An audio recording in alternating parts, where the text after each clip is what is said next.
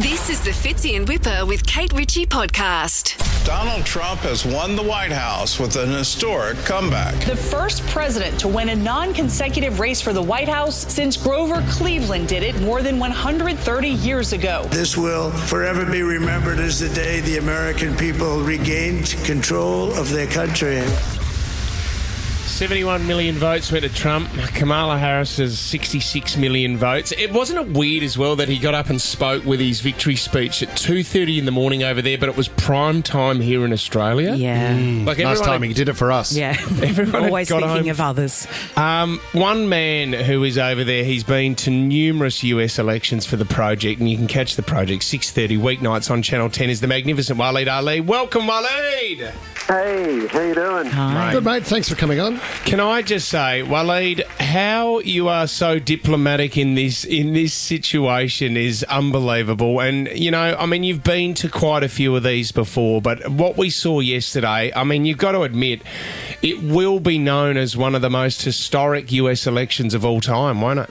It will, and it might become even more historic as the presidency unfolds, right? Because who knows what the next 4 years hold. It's this really weird thing that happens with Donald Trump, which is there are kind of two views of him. One is that he says all this crazy stuff and he really means it, and the other is he says all this crazy stuff which you can mostly ignore, and then you focus on what he's really about, which is like strong economy or whatever. And we might be about to find out which version of that is correct. It's crazy. Can I, Waleed, there's a fair bit going around saying that there was more people than ever that registered to vote in this US election, but there was 20 million fewer votes than 2020. Do you know anything about that? I don't know any background as to on those specific numbers, but that would actually explain quite a bit, because one of the things that I think we saw, which it didn't look like was actually happening in the lead up to the election, but it definitely seems that way now, was that Trump was able to enthuse people to come out and vote, and Kamala Harris ultimately wasn't. Now, that surprised me, because I expected particularly the abortion issue would be such an energizer for the female vote, and it looks like Kamala did win the female vote pretty strongly. Yeah. It's just that they weren't in enormous, it wasn't overwhelming numbers. But you know who really did turn out was rural Americans, and they have for the longest time and will continue to vote Republican. And that's true whether it's Donald Trump or someone else. But Donald Trump clearly has managed to speak to them and pull them out for him. And then the other thing he did was he just peeled off really crucial little bits. So there's been a lot of talk about black men voting for Donald Trump. Now, don't get me wrong; they mostly vote Democrat, but just in smaller numbers than you expected. And that seemed to show up. We have to wait for final numbers, but that seemed to show up in places like Philadelphia and those inner city areas, where he just did slightly better than he did in 2020. And then the Latino vote seems to have been really, really decisive, and that's fascinating. So the fact that Trump has won, what does it mean Americans are saying? What are they... They've picked their guy, this is who we want, and this is what we want to see unfold. What did they choose?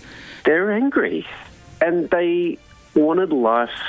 They want life to get better, and they feel like it's getting worse. And in some ways, it's really as simple as that. Like, when I landed in America, the first state we went to was Michigan.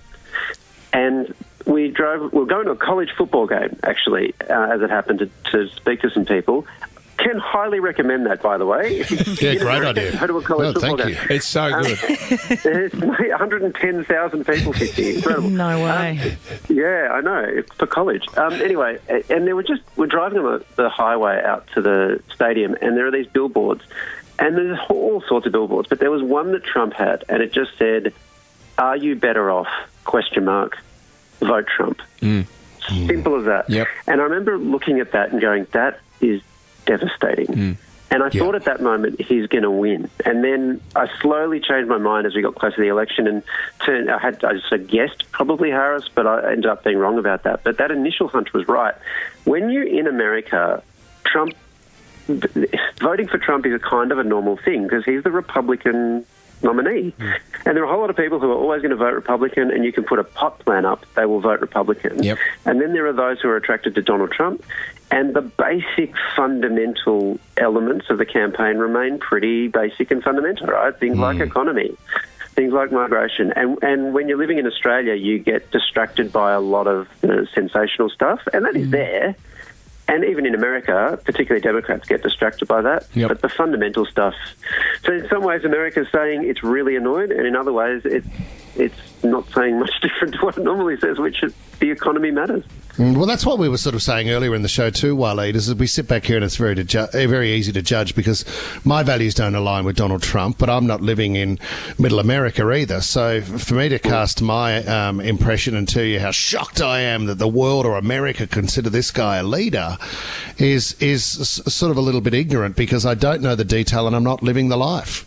Yeah, and it's also a matter of emphasis, right? So, it was really fascinating. We were in Detroit. That's where we first landed. And I don't know how well you know Detroit, but there's a river, and literally on the other side of the river is Canada. Right. And so you can go to a shopping mall and run into Canadians because Canadians would come over to go shopping, right? This would happen. And actually, they would do that a lot because it was always a lot cheaper to come to Detroit and buy stuff. Yeah. And our cameraman was out just shopping and talking to people, and he ran into the Canadians, and they said, yeah, we come here all the time, but actually we've noticed it's no cheaper now. So I don't know if it's worth coming. Yeah. Now, that is a really significant fact, because that tells you about the pressure that people will feel. Like, we think we have a cost of living crisis. Yep. I can tell you, as someone who's had to go out and buy breakfast every day, because I don't have a kitchenette here, it will shock you to hear. It is hugely expensive. It really is. And so it's bad news for Albo, I'll tell you that. Yeah. Not because Trump won the White House, but because if you're in government right now, you've got to fight on your hands no matter where you are. Yeah, and I think that will be the tactic that Peter Dutton and the Liberals will go into our election with, mate. We appreciate your time. Like I said, you've been to numerous US elections, mate, and you can catch Waleed tonight on the project, 6:30 on Channel 10. Thank you so much for coming on the show, brother. Thanks for having me. No worries. Mate. Fits in Whipper with Kate Ritchie is a Nova podcast. For more great shows like this, download the Nova Player via the App Store or Google Play. The Nova Player.